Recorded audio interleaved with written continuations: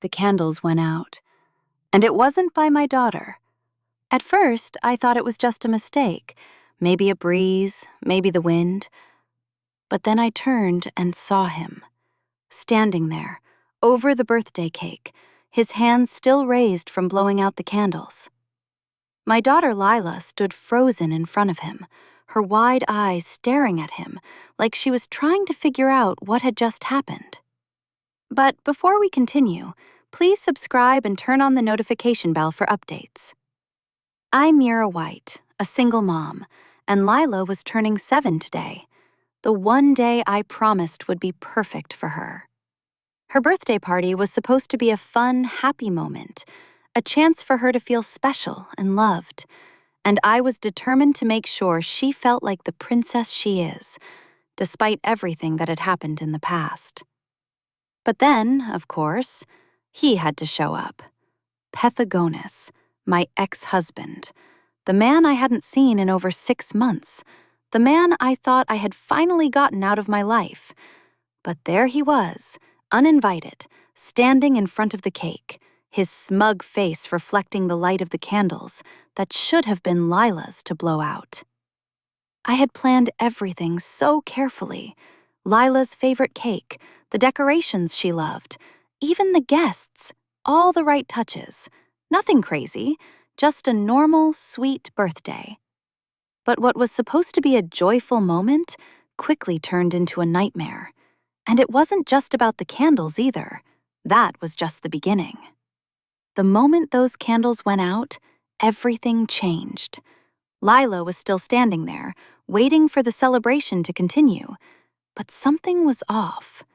The room went quiet. No one knew what to do.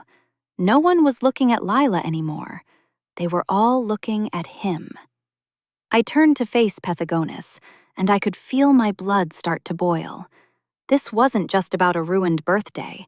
This was about everything he had taken from us, everything he continued to try to control.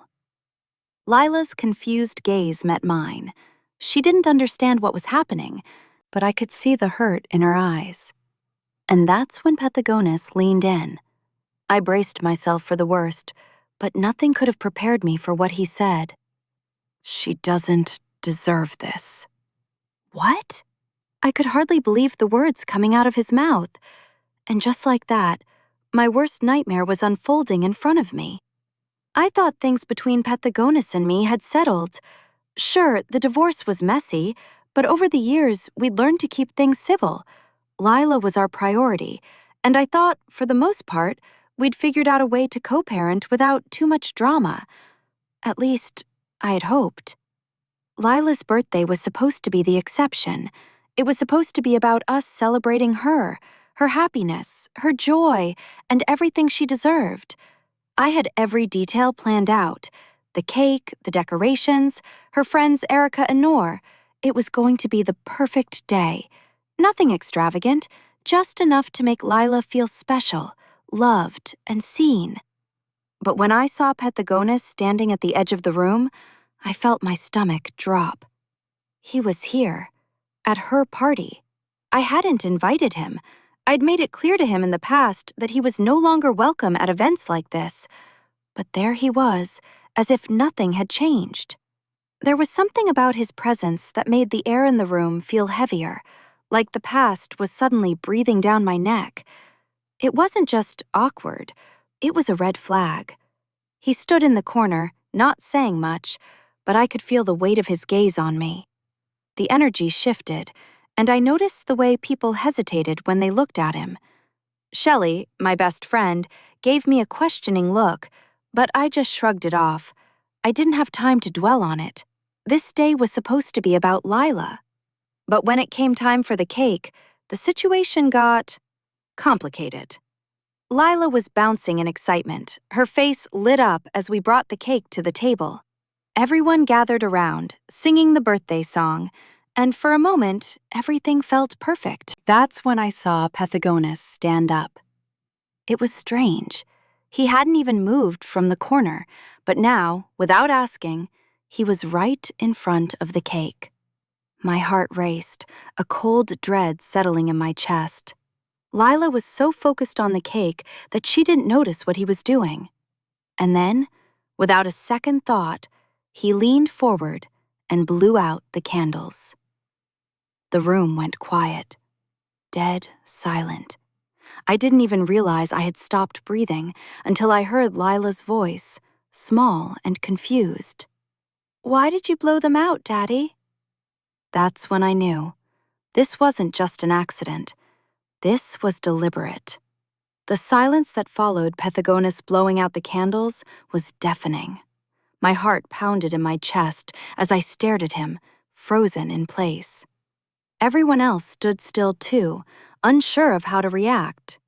Even Shelley, who had been my rock for so long, seemed to be at a loss for words. It was like time had stopped, and I was watching everything unfold in slow motion. Lila didn't understand what was happening. She had been so excited, her little hands practically trembling as she leaned over to blow out her candles. But when they went out without her, her joy immediately turned to confusion. She stood there, looking at the cake, and then at me, her innocent eyes searching for an explanation. I tried to stay calm, but I could feel the anger building inside me. It was one thing for him to be here uninvited, but this was too much. He'd crossed a line. This was about more than just the candles. It was about control. It was about taking something from Lila, something that should have been hers, and stealing it for himself.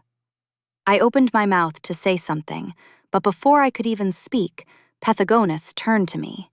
His expression was cold, almost smug, as if he didn't care at all about the tension in the room or how everyone was looking at him. And then he said it. "She doesn't deserve this."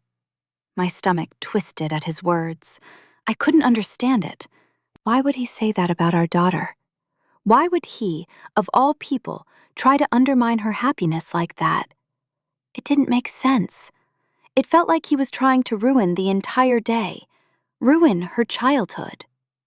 I turned to look at Lila, and I could see the hurt in her eyes. She was still standing there, her birthday moment slipping away, and she was looking at me, hoping I had an answer to the question no one could seem to ask aloud. She didn't deserve this. I had to do something. But what could I do? I had already let him push me around for years, but not anymore. Not this time. I felt a shift in me, a spark of determination. But before I could take action, Pethagonis leaned in closer to Lila. "Sit down," he told her. The way he said it, like she was nothing, sent a jolt through my entire body. I wasn't going to let this happen. I could feel my heart racing in my chest as I stared at Pethagonis. His cold, dismissive tone sent shockwaves through me, and for a moment, I thought I might actually lose control. The room around us seemed to close in. Lila was standing there, her tiny frame trembling as she processed what had just happened. She didn't understand why her father, her dad, was treating her like this, in front of all her friends, on her birthday. I glanced at Shelley, and I could see the same anger in her eyes. She had been there through it all. The divorce, the late-night phone calls, the endless drama. But this was something entirely different. Everyone in the room felt the shift. They were all waiting for me to do something. But what could I possibly do against him? He was Lila's father. I didn't want to make a scene, but he had crossed a line that I couldn't ignore. Lila's lip quivered, and she looked at me, searching for the security I had always tried to give her. I could see the uncertainty in her face, and I knew right then that I couldn't let her see me cower. I had to protect her, no matter what. Pethagonis stood there, his hands in his pockets, like this was some game to him. His eyes didn't even meet mine. He was too busy exerting his control, too busy trying to assert dominance. He was trying to break her, trying to show her who was in charge. But not this time. I took a deep breath and walked toward him, my voice shaking, but firm. "She's 7 years old, Pethagonis. You don't get to take her happiness. You don't get to take this moment from her." I could feel the tension building in the room, the eyes of our friends and family on us. But I didn't care anymore. I wasn't backing down. He finally looked at me, and for a moment, I thought he might say something, maybe apologize, maybe explain himself. But there was no apology. There was no remorse in his eyes. Instead, he just shrugged. "She doesn't deserve this kind of attention. I don't see the point in making her feel special." I couldn't believe what I was hearing. It was as if he was actively trying to hurt her, to invalidate her very existence. That's when I realized something. Something I hadn't allowed myself to acknowledge before. He wasn't going to change, but I could. I could protect Lila, and I would. I couldn't let Pethagonis get away with it, not this time. The silence in the room was almost unbearable as I stood there, heart pounding in my chest. Lila's small hand was still holding mine, and I could feel her trembling. I bent down to her level, my voice soft, reassuring. "Sweetheart, I'm so sorry you had to see that. You didn't deserve any of it." She looked up at me, her eyes still filled with confusion, but there was a glimmer of trust in them, too. I turned back to Pethagonis, the anger inside me finally bubbling over. "You don't get to do this. You don't get to tear her down. She is 7, Pethagonis, and she deserves better than this." My voice shook with emotion, but there was no doubt in it anymore. No hesitation. I wasn't backing down. The people in the room, including Shelley and the other guests, shifted uncomfortably, but none of them spoke up. It was clear they didn't know what to do either, caught in the crossfire of this public humiliation. But I wasn't going to let it slide. Not anymore. Pethagonis's eyes narrowed. He opened his mouth to say something, probably another cutting remark, but I didn't let him. "No, you don't get to make my daughter feel like she's worthless. Not on her birthday. Not ever again." I was done with his games. Done with letting him think he could control us. He didn't respond.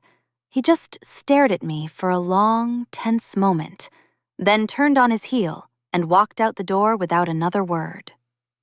I felt a wave of relief wash over me. The air in the room felt lighter as soon as he left, as if a dark cloud had been lifted. I looked down at Lila, who was still standing there, her tiny face slightly flushed from the confusion and emotional whiplash. But she smiled, just a little, the way she did when she was trying to make me feel better. "It's okay, Mom," she said softly, her voice small but strong. "I'm okay." My heart broke and healed in the same breath. "I'm so proud of you," I whispered, pulling her into a hug. "You don't ever have to let anyone make you feel small. You're amazing, Lila." In that moment, I realized that this wasn't just about a ruined birthday party or an ex who couldn't let go. It was about standing up for what mattered most, Lila. She was my world, and I would do anything to protect her. The consequences of Pethagonis's actions were clear. Word of what had happened spread fast. People talked. I could see how his relationships with others began to shift. His reputation, already fragile, was further damaged. People saw him for who he truly was. As for me and Lila, we were stronger than ever. She would never feel like she had to put up with his manipulation or cruelty again. And as for me, I realized that no matter what he did, I would always be there for her. Always.